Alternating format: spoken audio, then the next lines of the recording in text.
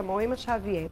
Ela que vai falar mais sobre os benefícios, né, gente, dessa fisioterapia respiratória, que é muito importante. Você que tem filhos, né, você que tem bebezinhos, tá lá congestionado, você não consegue, né, expelir, tirar aquele catarrinho, sabe? De dentro, né, do narizinho do seu filho, ela vai estar aqui para ensinar. Inclusive, trouxe até uma bonequinha, viu? Já pensava que a menina já ia sair agora, viu? Não, ainda seja não. bem-vinda. Bom dia, Marília. Bom dia, e aí, princesa? Vamos Essa aqui embora? é Bebezão. É a Bebezão. Bora lá, vamos bater um papo aqui sobre fisioterapia respiratória. O que é isso, Moema? Fala pra gente. Então, Marília, a fisioterapia respiratória, ela trata-se de exercícios respiratórios próprios para o pulmãozinho da criança. Neste caso aqui estaremos falando de pediatria, né? Fisioterapia respiratória para crianças. Por isso que Bebezão veio com a gente, né? Para poder a gente fazer mais ou menos uma... Dá para fazer uma simulação, uma com esse ideia bebê? de como é que mais ou funciona menos, né? o tratamento, né? Certo. Algumas mamães chegam no consultório apreensivas, porque a maioria das vezes as crianças chegam com aquele catarrinho, né? E a gente precisa retirar esse catarro, colocar essa secreção para fora. E é algo que muitas vezes em casa a gente não consegue fazer, mas que no consultório, com técnicas específicas, a gente consegue melhorar a capacidade respiratória dessas crianças. Até porque tem gente que faz errado em casa, né? Sim. Tem gente que às vezes vai lavar o nariz, gente faz errado. Eu mesma já fiz em mim errado, gente. Botava um negócio de um lado e cadê que o bicho não sai do outro? Eu disse, como é que o povo faz isso e sai bem direitinho e eu não estou conseguindo? Ou seja, tem toda uma técnica para fazer isso. Então, fala pra gente os benefícios, porque assim, claro que tem vários benefícios. Quando a criança, ela respira melhor, né, gente? É ótimo.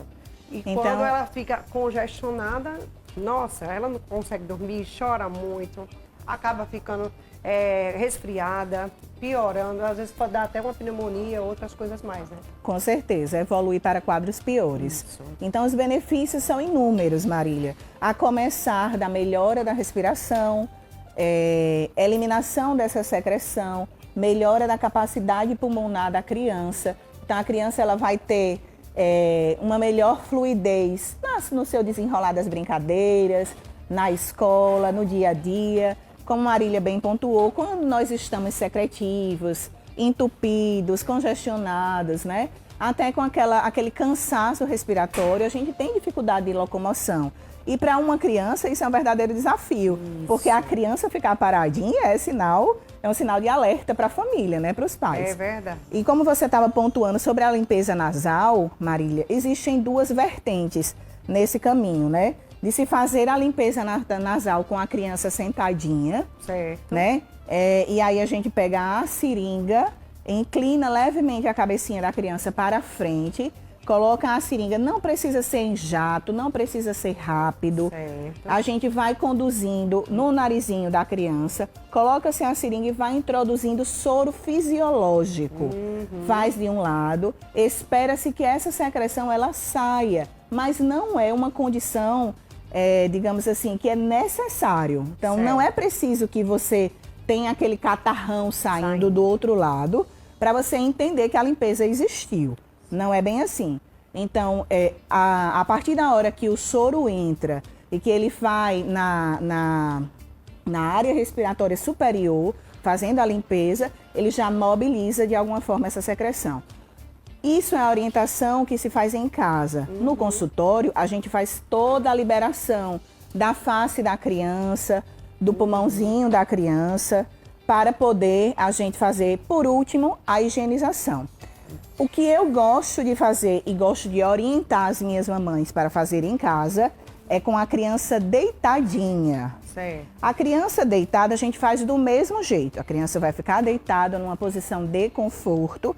Colocamos o soro fisiológico na seringa, né? Hoje em dia já tem no mercado aquelas seringas que tem uma proteção nasal, né? Uma borrachinha, que é mais fácil da criança aceitar também. Então a gente introduz o soro fisiológico da mesma forma, sem ser no jato, sem ser naquela necessidade de que o soro saia num impulso.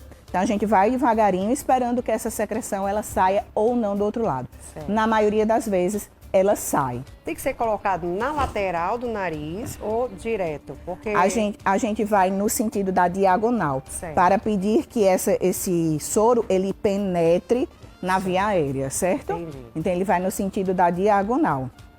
Eu gosto dessa posição porque a criança ela engole o soro. E à medida que ela engole, ela não limpa só a via aérea superior. Ela limpa também a parte de laringe, de traqueia.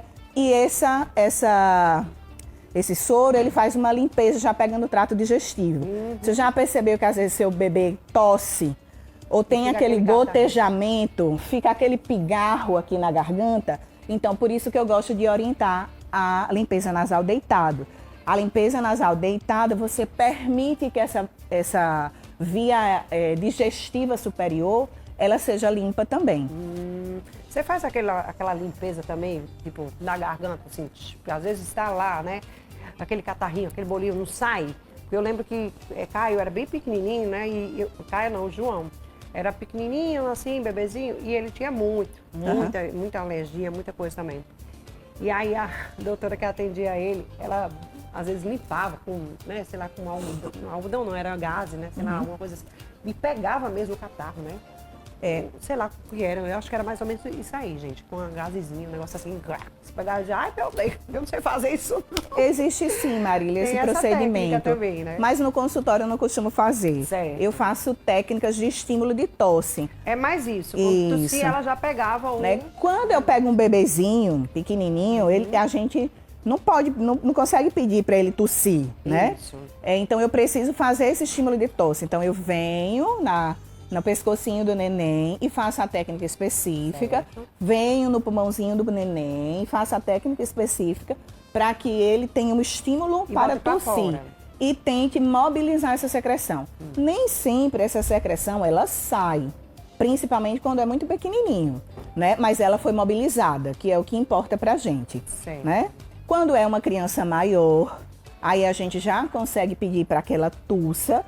E aí é um desafio, gente, porque às vezes a criança é maior, mas ela também não está receptiva ao tratamento. Isso, é verdade, né? verdade. É uma criança que às vezes já peguei paciente que já passou por internações, por tempo de UTI. Então, quando ele vem de novo para o consultório, ele não quer mais nada. Então, tossir muito menos e cuspir muito menos. É verdade. E aí, quando a criança tem esse ponto de colaboração, a gente pede para que ele expectore, né, no consultório. Exatamente. Vamos deixar aqui o telefone de contato no WhatsApp, certo? Se alguma mãe estiver em casa, quiser fazer alguma pergunta, tá, minha gente? Então, fica liberado aí o telefone de contato da gente do WhatsApp, tá, Duda? Duda, não sei se tu tá me ouvindo, não sei se tiver ok aí o WhatsApp, eu esqueci de pedir, tá? Mas olha, como fortalecer, então, esse pulmãozinho, para que a criança ela não viva adoecendo constantemente com esses catarros, essa via aérea deles, né? Essa via aérea nasal, né? Entupido. Tem muita criança, né, que vive entupido o tempo todo. Como fazer para fortalecer? Eu costumo dizer que tratar a pediatria é tratar um contexto completo, né? A gente trata a família, trata o ambiente, trata a alimentação. É preciso pensar num pouquinho de todas essas vertentes. Como é que eu fortaleço esse pulmão para que ele não fique doente? Então, eu preciso entender como é que está a estrutura familiar. Há muitas vezes o estado emocional da família faz com que a criança ela deprima um pouco o seu estado e assim adoeça com mais facilidade. Se essa criança ela está exposta em ambientes que faz com que ela também tenha crises, né? A alimentação que ela tem, se é uma alimentação inflamatória, eu já tive casos de ter pacientes que faz o tratamento, melhora e com 3, 4, 5 dias depois voltam. E aí a gente precisa entender se na alimentação não tem algo que está inflamando e gerando de novo o retorno dessa secreção.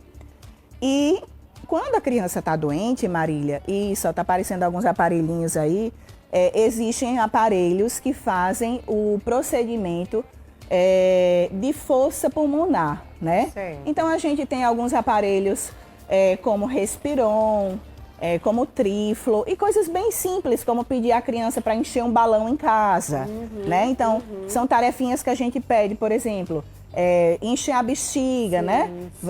Ou então fazer exercícios como levantar o braço, dar uma pausa, para as crianças maiores, obviamente. Subir o braço mais um pouquinho e dar uma pausa. E a gente vai fazendo uma moderação dessa capacidade respiratória.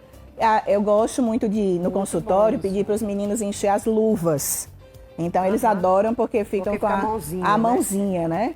Então, existem exercícios que a gente pede, simples, né? Como eu falei, do encher o balão, pegar um copo grande, encher de água e pedir para que ele faça bolhas. Soprar, né? Com canudinho. Com canudinho, isso. Então, são exercícios que são simples, mas que dá para a gente adaptar em casa para essa criança manter a expansibilidade do pulmão.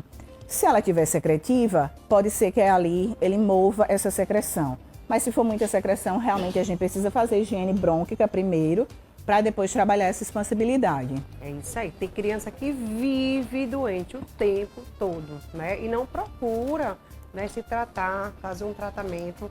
Eu acho assim, existem médicos especialistas nesse assunto que realmente é fundamental. Se for um alergologista, melhor ainda, porque o alergologista ele vai indicar a fisioterapia respiratória com certeza, né? Fora outros tratamentos que eles fazem, mas é fundamental. Eu lembro demais que eu ia muito fazer fisioterapia com meu menino e ele melhorava. Minha gente, vocês não têm noção, eu ficava aliviada.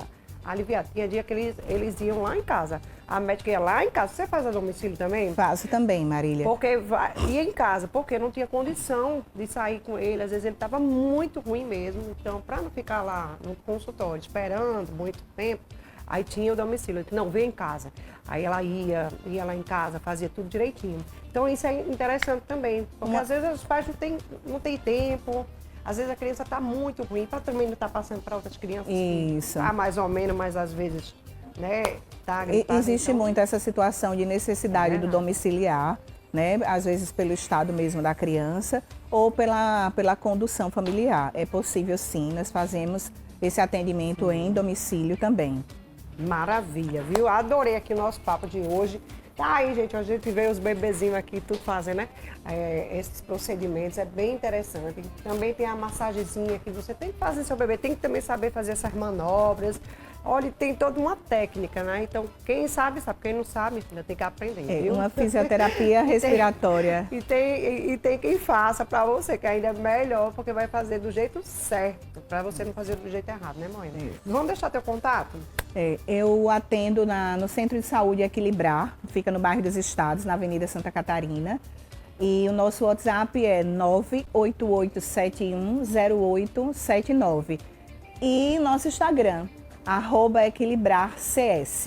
Maravilha. Conto com tá vocês. Aí, minha gente. E lá, além de fisioterapia respiratória, tem outras coisas, né? Sim. Tem pilates, Sim. vai dizendo o que é que tem mais. Nós somos uma clínica especializada em fisioterapia, atendemos a parte de osteopatia, que inclusive é um grande diferencial na fisioterapia respiratória, né? Eu também faço a parte de osteopatia dentro da fisioterapia respiratória. Atendemos pilates, fisioterapia convencional, adultos e crianças. Pronto, então tá aí. É uma clínica completa para você já ir fazer tudo que precisa, viu? Vamos embora. Obrigada, Moema. Obrigada, Marília. Um bom dia para vocês. Bom dia. Olha só, vem para cá que eu vou falar da Brahma.